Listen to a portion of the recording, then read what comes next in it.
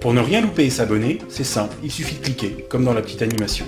Ça m'énerve ça, tous ces cons là qui te demandent de t'abonner. Est-ce que je te demande de t'abonner, moi?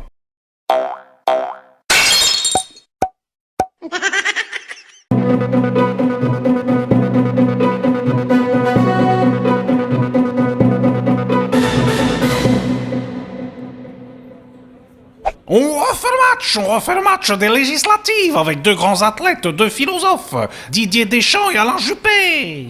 Mon cher Eugène, vous avez oublié de mentionner que je suis aussi humoriste, car la poilade c'est ma passion. Même si au Conseil constitutionnel, c'est pas évident tous les jours de faire marrer des grabataires séniles souffrant d'Alzheimer. C'est comme moi, j'aime rire de toutes mes dents, et puis vous n'avez pas mentionné, mon cher Eugène, que je suis aussi spécialiste en C-STEP.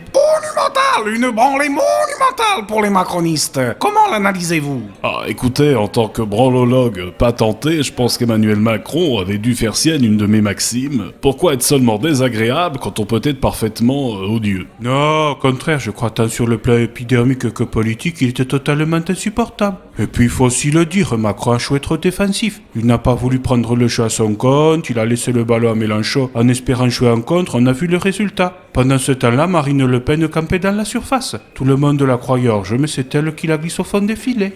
Faut dire aussi qu'il partait avec une sacrée équipe de branleurs. Il avait même plus de repris de justice qu'au RPR, c'est dire. Car je le rappelle, en matière judiciaire, il vaut mieux avoir un passé qu'un avenir. J'ai néanmoins apprécié l'hommage de Montchalin, Bourguignon et Bénin, qui nous ont fait ce qu'on appelle dans le jargon politique une Juppé.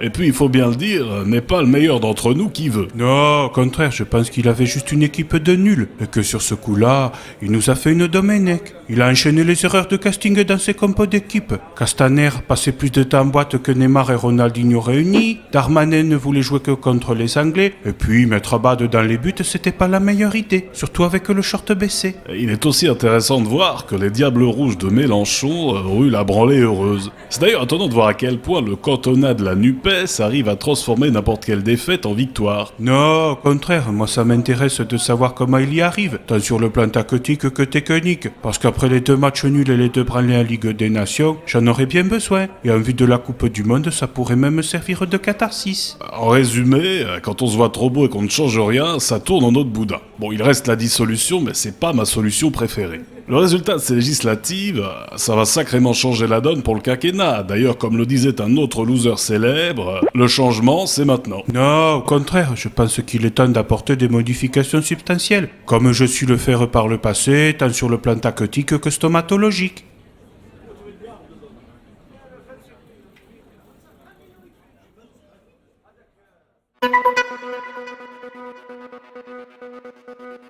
En réaction aux révélations sur les dérives dans les EHPAD, le gouvernement a promis un classement des maisons de retraite.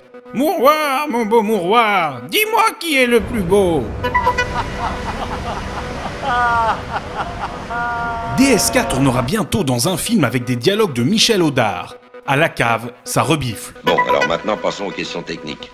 Avez-vous prévu un endroit pour le tirage? Gilbert Collard a expliqué avoir rejoint Éric Zemmour car il croit en ses idées. Il a déclaré « Je suis un ancien frontiste, ex-militant socialiste et avocat. C'est vous dire si dans ma vie j'en ai entendu des conneries. Mais des comme ça, jamais. » Non mais... Je vous prends pour un con, oui, tout à fait. Vous me prenez pour un con. Oui, tout à fait, oui.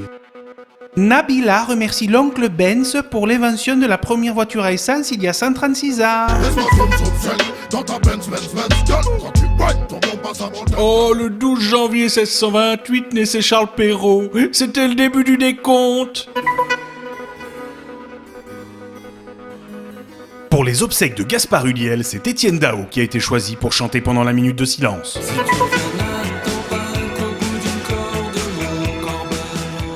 Américains et Russes négocient toujours secrètement au sujet de l'Ukraine tout en continuant de se menacer de représailles. C'est de la légitime défiance. Moi, de toute façon, moi j'ai les tomahawks. Comme ça. Il se cassera pas. Estelle Denis s'est séparée de Raymond Domenech. Le voilà de nouveau sur la touche. On connaît les options. Ah non, ça c'est pas pareil. Non, c'est pas pareil.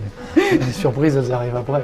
Oh, le 21 janvier 1793, c'était l'exécution de Louis XVI et la naissance de l'expression raccourci historique. À mort, lui croivait bâton. À mort, lui croivait bâton. En Syrie, le chef du groupe État islamique est mort dans une explosion qu'il a lui-même causée.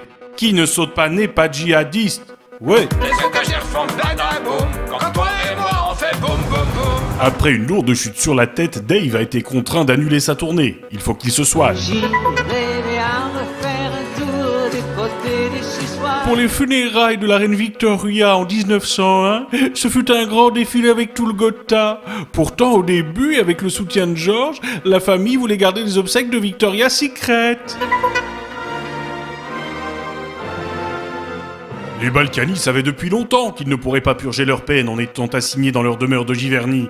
Ils entraient et sortaient comme dans un moulin. Je suis l'homme le plus honnête de la Terre. Mais je le dis. Non mais c'est vrai, vous l'avez dit ça. Savez-vous quel est le film préféré des Bretons ? 21 grammes.